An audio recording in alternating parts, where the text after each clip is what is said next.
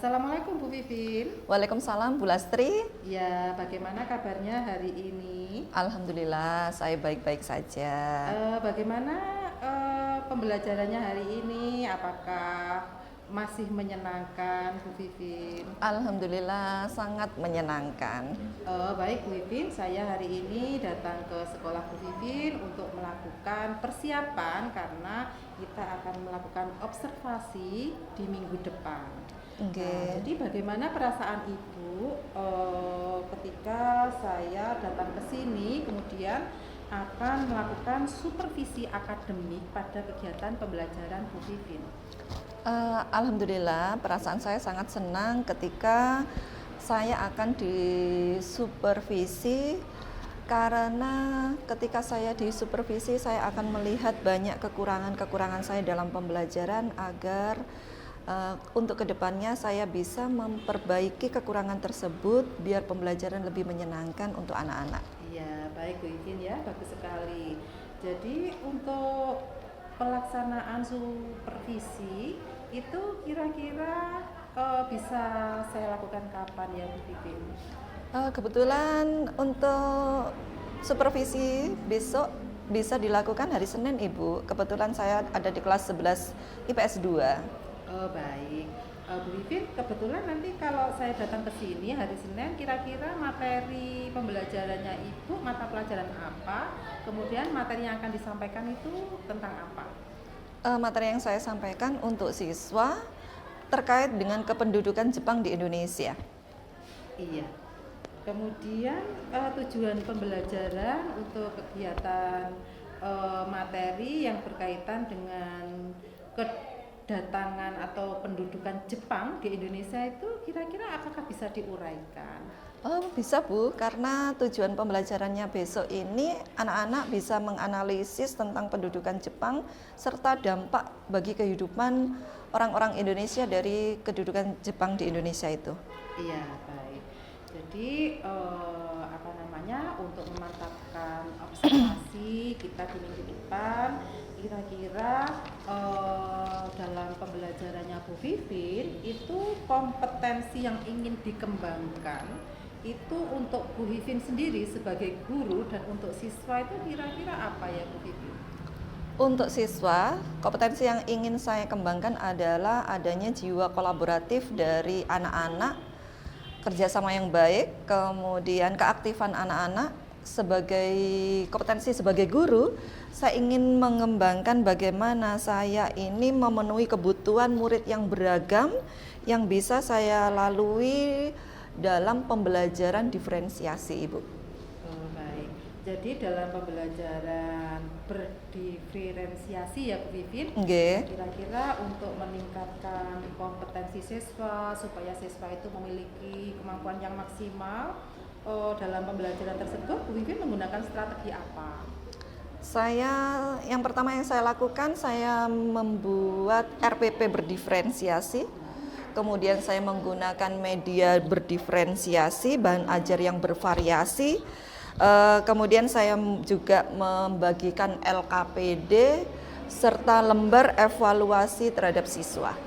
Oh ya, bagus sekali ya persiapannya Bu Vivin cukup lengkap. Jadi kira-kira untuk bahan observasi minggu depan itu indikator pembelajaran apa dengan media-media yang Ibu siapkan dan strategi yang Ibu siapkan, siswa dan kelas itu dikatakan sukses bahwa pada saat itu telah melaksanakan pembelajaran yang berdiferensiasi.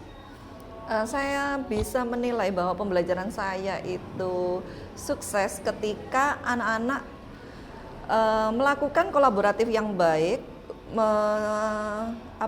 sangat aktif terhadap pembelajaran saya.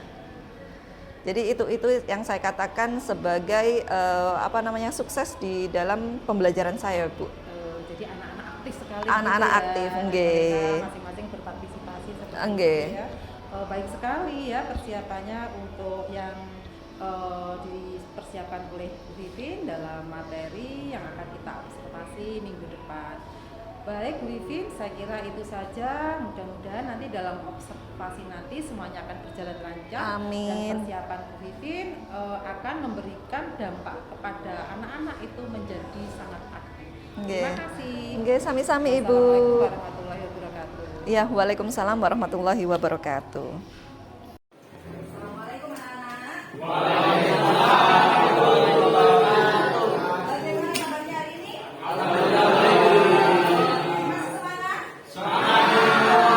Walaupun sudah siang ya. Kan sudah hampir sore. Tapi Ibu harap kamu jangan tidur di kelas pada saat jam pelajaran. Anak-anak hari ini sudah weekend.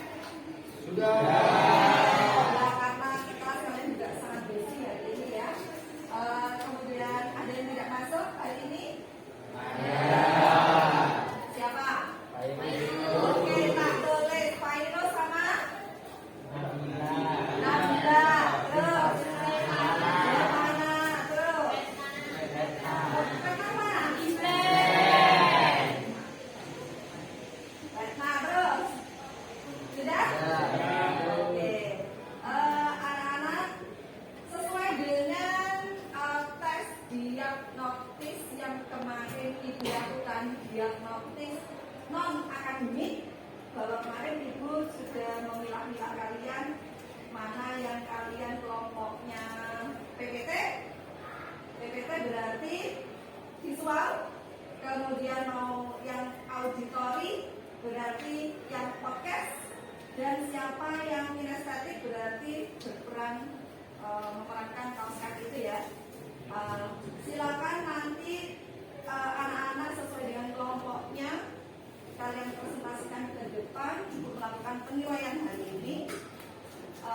Tapi sebelumnya Ibu sedikit mengingatkan bahwa pembelajaran kita kemarin itu kita membahas tentang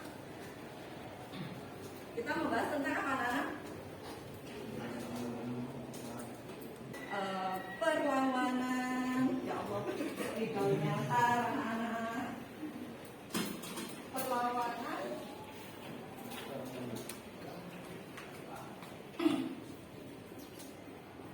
Perlawanan Hindia Belanda, betul. Nah, sekarang kita membahas di pendudukan Jepang. Pendudukan Jepang di Indonesia.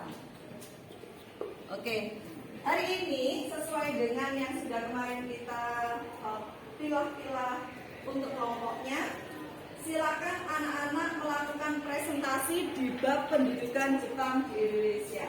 Oke? Sudah siap? Siap. Berarti kelompok satu dulu yang maju, silakan. Kelompoknya siapa dulu yang maju? Kelompok Novia.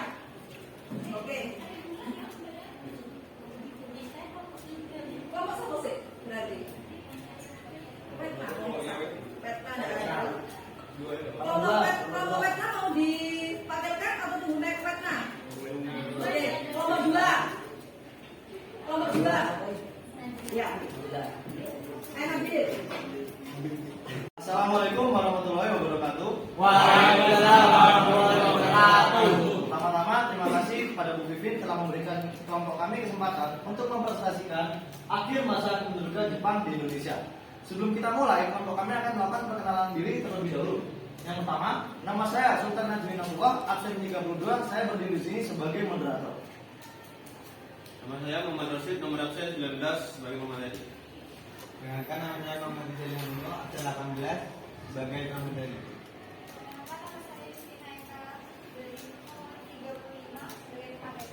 Perkenalkan, saya Bernanda Olavia dari absen 9 sebagai pemateri. Oke, untuk selanjutnya yang akan kita jelaskan pertama adalah latar belakang. Latar belakang akan dijelaskan untuk Bernanda Aurelia. Bernanda Aurelia, tempat dan waktu dipersilakan. Baik, terima kasih atas kesempatannya. Di sini saya akan menjelaskan tentang latar belakang kependudukan Jepang pada mulanya. Pendudukan Jepang di Indonesia bermula pada tahun 1942, dan pada saat itu Jepang berhasil mengalahkan Belanda dan kemudian merebut kekuasaan Hindia Belanda. Jepang datang ke Indonesia itu dengan maksud sebagai menjadikan Indonesia sebagai bagian dari Asia Timur Raya. Apa sih Asia Timur Raya itu?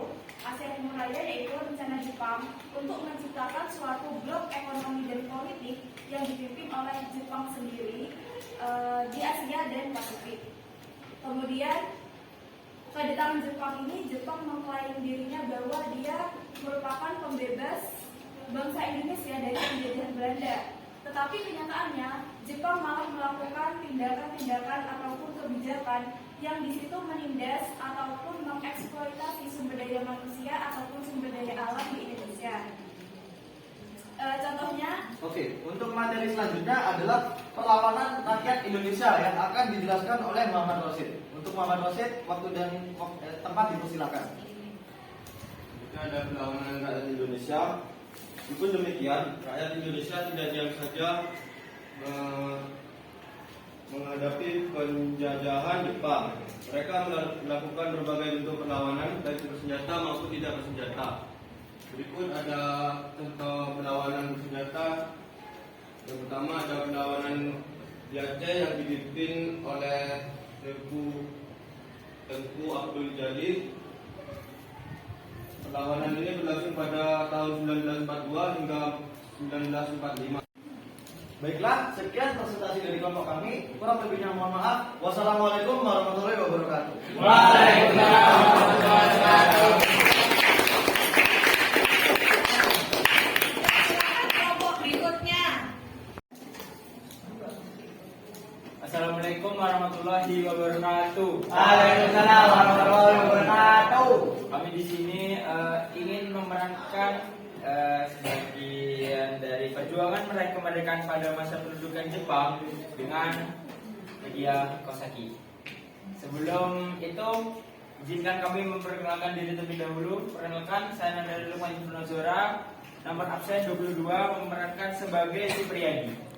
Perkenalkan, nama saya Muhammad Abdi Pratama, absen 15, berperan sebagai Suparjono. Nama saya Stefan Fikus Jadi, nomor absen 31, memerankan sebagai tentara Jepang dan tentara Indonesia. Perkenalkan, nama saya Luzina Toroyan Citra, absen 13, berperan sebagai jenderal. Perkenalkan, nama saya Pujiana, nomor absen 12, di sini saya sebagai narap. Perkenalkan, nama saya Putri Dwi Maulidia, nomor absen 26, berperan sebagai Muradi. Baik, tanpa lama-lama, mari kita mulai.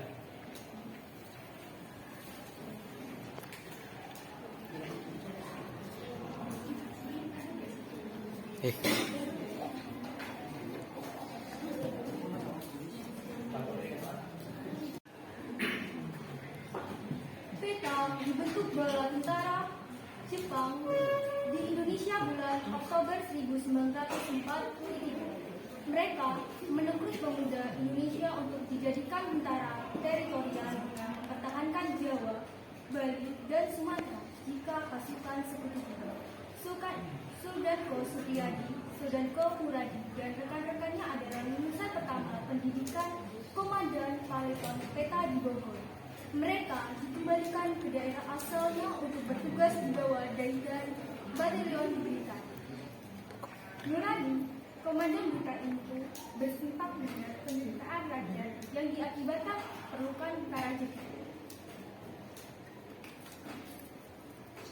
Kondisi Romusa atau orang-orang yang dikerahkan untuk kerja paksa pembangunan perbentengan di pantai sangat menyedihkan. Banyak yang mati akibat kelaparan dan disenteri tanpa diobati. Betapa banyak orang Indonesia yang menderita karena tentara Jepang. Masyarakat dipaksa untuk bekerja rodi. Wanita dibuat sebagai pemuas nafsu oleh Jepang yang dijanjikan pendidikan. Aku tidak boleh diam saja. Aku harus membasmi Jepang. Supriyadi, bagaimana kalau kita membuat pasukan pemberontak dengan beranggotakan tentara Indonesia yang dilatih oleh Jepang? Ya, kita akan membuat pasukan pemberontak dengan menceritakan penderitaan yang dialami oleh masyarakat karena Jepang. Pertemuan rahasia digelar sejak September 1945. Kuriadi merencanakan aksi itu bukan hanya pemberontakan, tetapi sebuah revolusi. Para pemberontakan itu menghubungkan komandan batalion di wilayah lain untuk sama-sama mengangkat senjata. Mereka juga berniat menggalang kekuatan rakyat.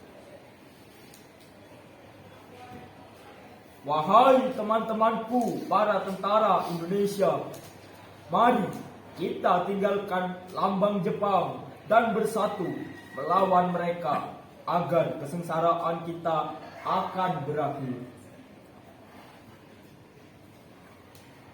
Ya, mari kita tinggalkan rencana Jepang dan berjuang demi Indonesia. Malam tanggal 13 Februari 1945, dia memutuskan pemberontakan harus dimulai. Siap atau tidak siap, ini saatnya tentara PETA membalas perlakuan tentara Jepang. Bagaimana kalau pemberontakan ini kita beritahukan kepada Insinyur Soekarno agar kita mendapat bantuan? Ya, saya akan menemui Bung Karno malam ini ketika Soekarno pulang ke Blitar, kota lokasi rumahnya dan tempat tinggal orang tuanya. Datanglah beberapa perwira PETA menemuinya. Kami baru mulai merencanakan untuk melakukan pemberontakan, tetapi kami ingin tahu pendapat Bung Karno sendiri.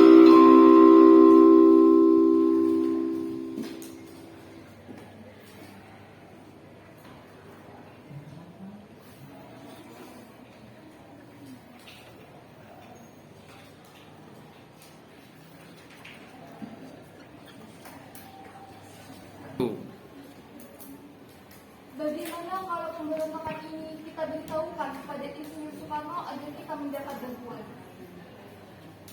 Ya, saya akan menemui Bung Karno malam ini ketika Soekarno pulang dari Blitar ke lokasi tempat tinggalnya dan tempat tinggal orang tua. Datanglah beberapa perwira PETA menemuinya. Kami baru merencanakan untuk melakukan pemberontakan, tetapi kita akan menemui pendapat Bung Karno sendiri. Pertimbangkanlah matang-matang untuk ruginya. Kita akan berhasil. Saudara terlalu lemah dalam kekuatan militer semacam itu. Kami akan menjamin bahwa kami akan berhasil. Saya hanya berpesan, sekiranya saudara-saudara gagal dalam usaha ini, hendaknya sudah siap memikul akibatnya. Saya akan membantu dengan pembuatan rencana, akan tetapi harus hati-hati dalam menutup jejakku. Apakah Bung Karno tidak bisa membela kami? Saya tidak bisa melarang lagi, tetapi saya juga harus tetap menjaga hubungan pemerintahan Jepang di Jakarta. Jepang mulai curiga dengan pergerakan tentara PETA dalam melakukan pemberontakan. Aku merasa ada pergerakan pemberontakan dalam tentara Indonesia yang kita latih. Panggilkan aku salah satu tentara Indonesia.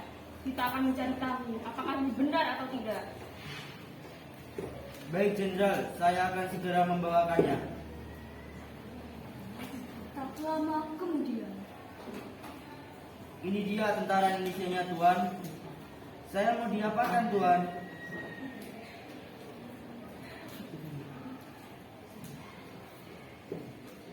Kamu tidak akan saya apa-apakan, tapi kamu harus memberitahu saya tentang pergerakan pemberontakan yang akan terjadi. Jika kamu tidak mau, saya akan memasukkanmu ke dalam penjara sampai mati dan membunuh semua keluargamu. Baik, Jenderal, saya akan melaporkan apa saja pergerakan mereka. Tuan, kenapa kita tidak langsung menangkap mereka dan menghabisi mereka yang memberontak? Itu tidak boleh terjadi. Kita di Indonesia untuk memanfaatkannya dengan alasan mau memerdekakannya. Jika kita membunuh mereka secara langsung, maka kita akan banyak membuat pemberontakan lainnya di Indonesia.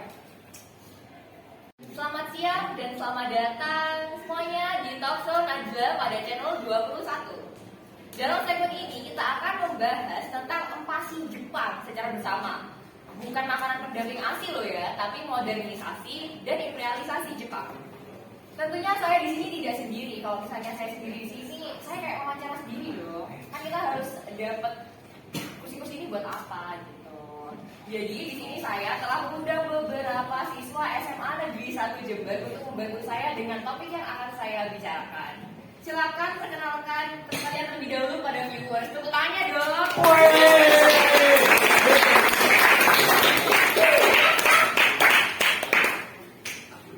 Silakan perkenalan terlebih dahulu semuanya.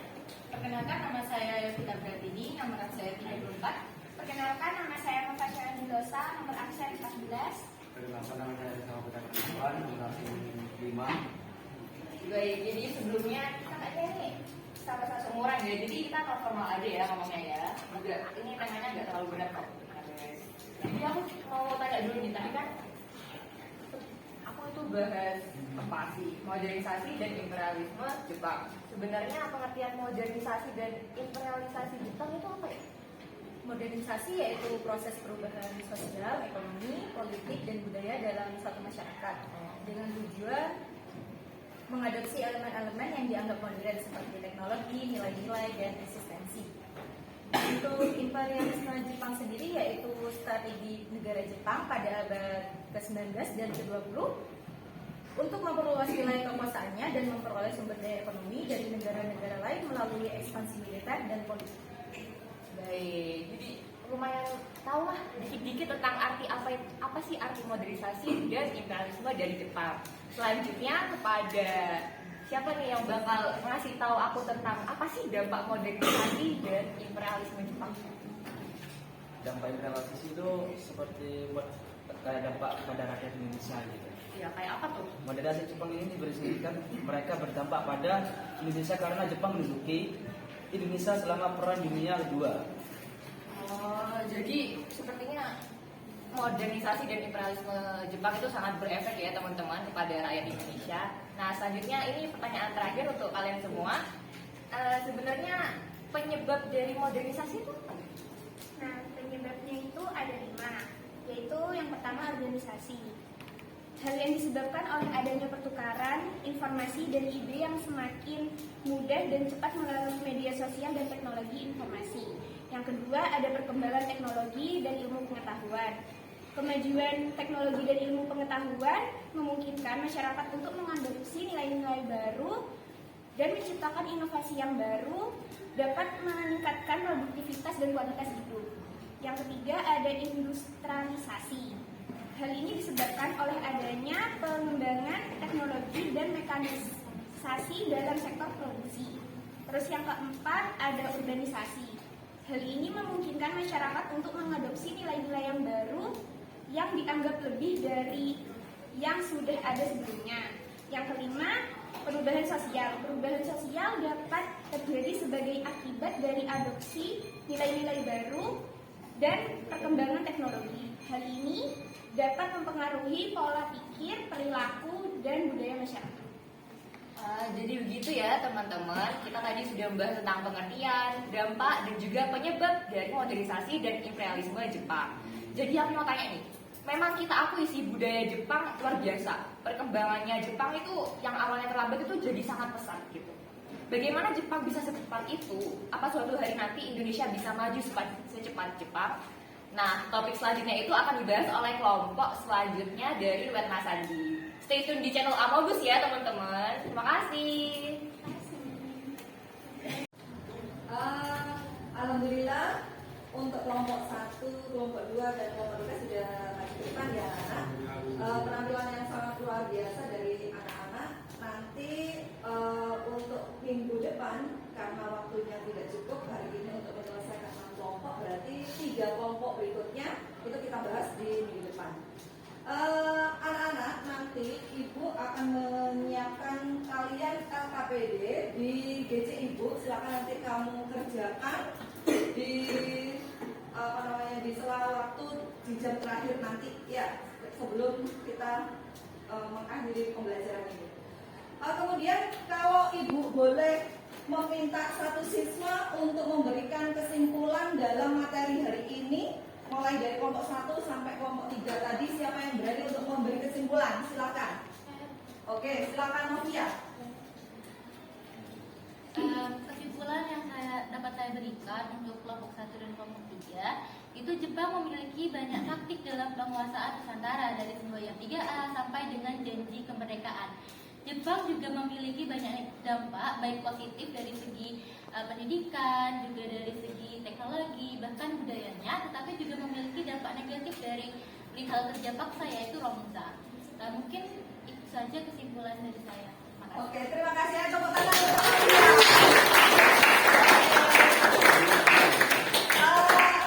Sebelum kita akhiri pembelajaran, silakan kalian berdiri dulu. Ayo kita lakukan apa namanya? Ice breaking. Oke.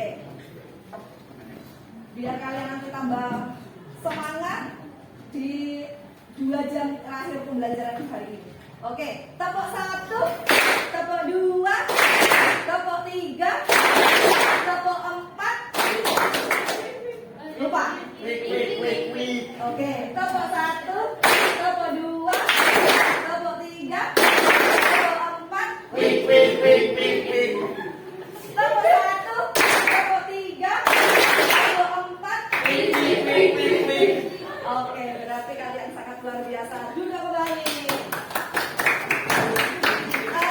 Anak-anak jangan lupa untuk minggu depan kita tetap untuk melanjutkan materi diskusi kali ini dengan pembelajaran yang berkelanjutan, yaitu kita membahas tentang dampak pendidikan Jepang di Indonesia. Jangan lupa kalian kerjakan LKPD-nya. Saya akhiri. Wassalamualaikum warahmatullahi wabarakatuh. Waalaikumsalam warahmatullahi wabarakatuh.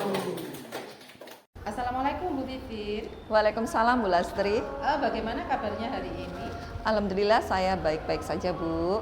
Baik Bu Vivin, jadi tujuan pembicaraan kita hari ini saya ingin memberikan peninjauan kembali, yaitu tentang pasca observasi kita minggu kemarin. Jadi bagaimana perasaan Ibu ketika sudah melaksanakan observasi kemarin?